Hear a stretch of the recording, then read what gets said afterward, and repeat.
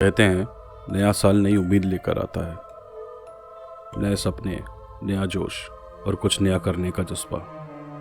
लेकिन कभी कभी हम भूल जाते हैं कि आप चाहे कुछ भी कर लें, कुछ चीज़ों को आप बदल नहीं सकते, क्योंकि कभी कभी अपने माजी से पीछा छुड़ाना नामुमकिन होता है। मेरा नाम है अंकन बोस और आप सुन रहे हैं भय ओरिजिनल्स का न्यू ईयर स्पेशल दस्तक।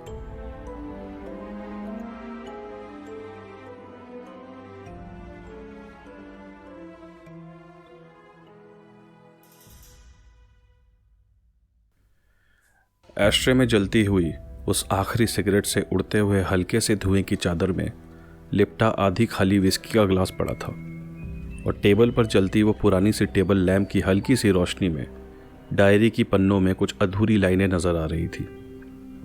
बाहर हल्की हल्की बारिश पड़ रही थी और जलती बुझती उस टेबल लैंप की फड़फड़ाती हुई रोशनी के बीच समीर टेबल पर लिखते लिखते ही सो गया था। कई सालों से वो राइटर बनने के लिए स्ट्रगल कर रहा था और अपना छोटा सा शहर पीछे छोड़ अब दिल्ली में रह रहा था। 31 दिसंबर की रात थी और कुछ ही देर में नया साल हम सबकी जिंदगी में आने वाला था कि तभी दरवाजे पर किसी ने दस्तक दी। समीर ने धीरे से अपनी आंखें खोली तो उसके कमरे में उसे सब कुछ धुंधला नजर आ रहा था, जैसे कि उसकी आंखों को किसी ने पतली सी चादर से ढक रखा हो।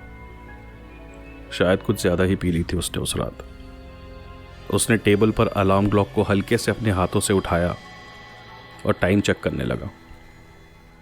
अरे यार, इस टाइम कौन आया है? वो थोड़ा सा फ्रस्ट्रेटेड फील कर रहा था। उधर दरवाजे पर एक बार फिर से किसी ने दस्तक दी। अरे भाई, आ रहा हूं, 1 मिनट तो दो यार। वो ऊंची आवाज में बोलते हुए उठा और अपनी लड़खड़ाती हुई कदमों को चेयर का सहारा लेकर संभाला। काफी पुरानी कुर्सी थी वो, बिल्कुल उसके अपार्टमेंट की तरह। थोड़ा सा संभलने के बाद वो धीरे धीरे दरवाजे की ओर बढ़ा और उस पर लगी हुई मैजिक आई से बाहर कौन है ये देखने की कोशिश की, पर वहां कोई नहीं था। अरे ये बेवकूफ बच्चे भी ना पूरा दिन कुछ ना कुछ हरकतें करते रहते हैं, रात को भी चैन से नहीं सोने देते, वो चिढ़कर बोला। पर जैसे ही वापस जाने के लिए मुड़ा, एक बार फिर से किसी ने दस्तक दी। अब उसका पारा 7वें आसमान पर था और वो एकदम से मुड़कर बिजली की तेजी से उसने दरवाजा खोल दिया। तुम्हारी माँ! वो कुछ बोलने से पहले ही रुक गया क्योंकि बाहर कोई नहीं था। उसने दाएं बाएं देखा कि शायद कोई दिख जाए, पर पूरा फ्लोर खाली पड़ा था। उसने सोचा बाहर निकल कर देख लेता हूं, पर एक कदम लेते ही उसके पैरों से कुछ टकराया। उसने नीचे देखा तो दरवाजे के बाहर एक छोटा सा लकड़ी का बना हुआ डब्बा पड़ा हुआ था।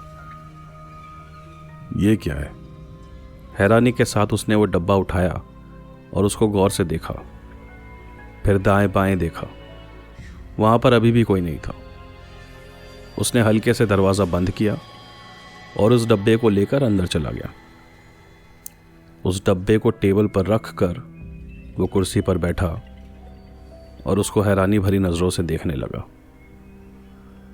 जलती बुझती उस टेबल लैंप की रोशनी उसको परेशान करने लगी थी, तो उसने उसको बुझा दिया और डब्बे को हाथों में उठाकर गौर से देखा तो उसमें हिब्रू भाषा में कुछ शब्द और कुछ विचित्र निशान गड़े हुए थे। नहीं भी तो ये कम से कम 1000 साल पुरानी लगती है, वो खुद से बोलते हुए उसे खोलने की कोशिश करने लगा। उस डब्बे में अजीब दिखने वाले छोटे छोटे ताले हर तरफ लगे थे। ऐसी चीज समीर ने न कभी देखी थी। ऐसा लगता था मानो जिसने भी ये बनाया था वो नहीं चाहता था कि कोई भी इसे खोले, या फिर हो सकता है वो चाहता था कि कोई विशेष व्यक्ति ही इसे खोल पाए। वो अभी डब्बे को खोलने की कोशिश ही कर रहा था कि अचानक से उसका हाथ डब्बे के नीचे की ओर बने हुए एक स्विच से टकराया और जैसे ही उसने उसको दबाया, सारे ताले एक एक करके खुद ब खुद खुलने लगे।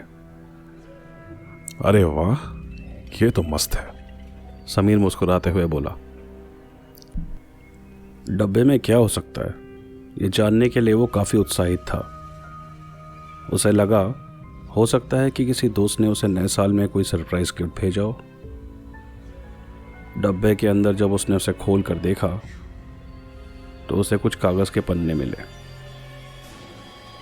उसने पहला पन्ना उठाया तो उस पर लिखा था, वो आएगी तुम्हारे लिए, वो हर तरफ है और आज रात तुम सदा के लिए उसके हो जाओगे।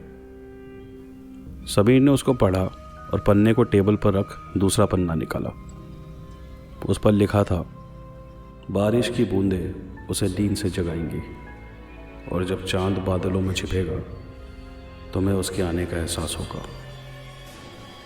ये क्या मजाक है यार, जहाँ चूहा नहीं आता वहाँ वो आएगी। अपना दिल का दरवाज़ा तो खुला है, आना हो तो आ जाए।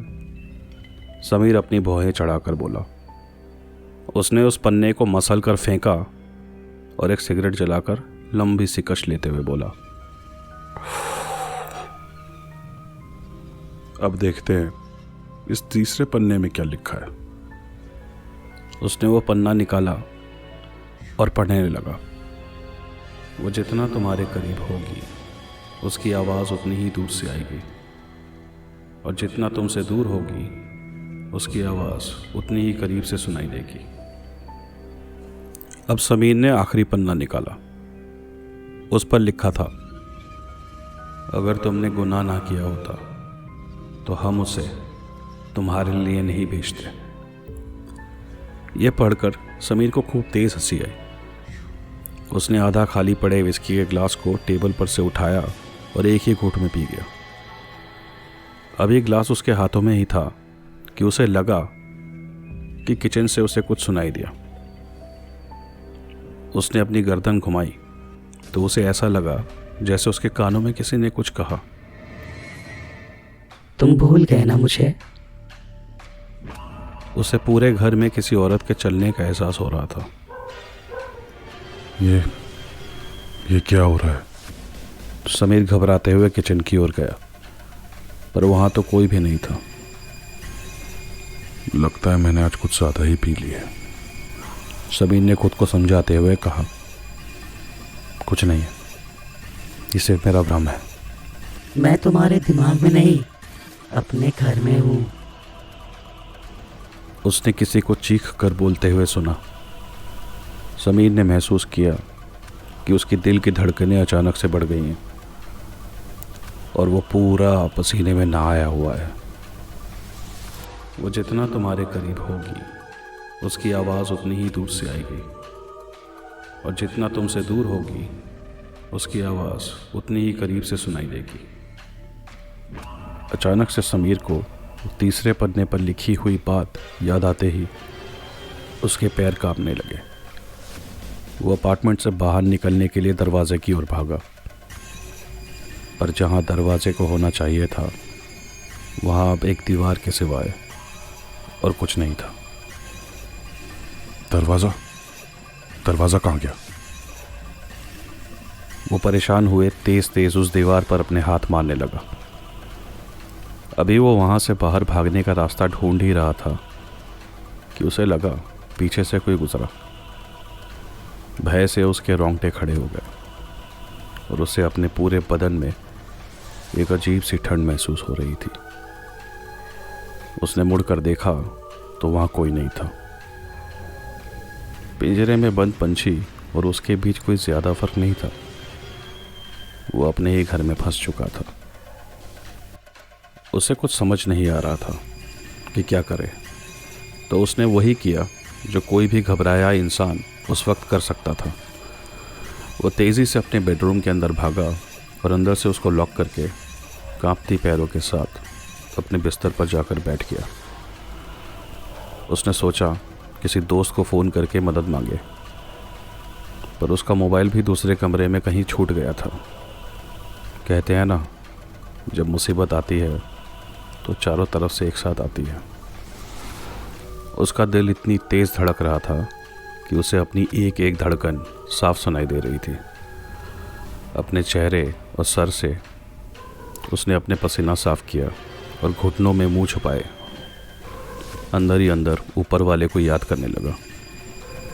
शायद 1 ही मिनट बीता होगा कि बेडरूम के दरवाजे पर एक बार फिर से दस्तक हुई।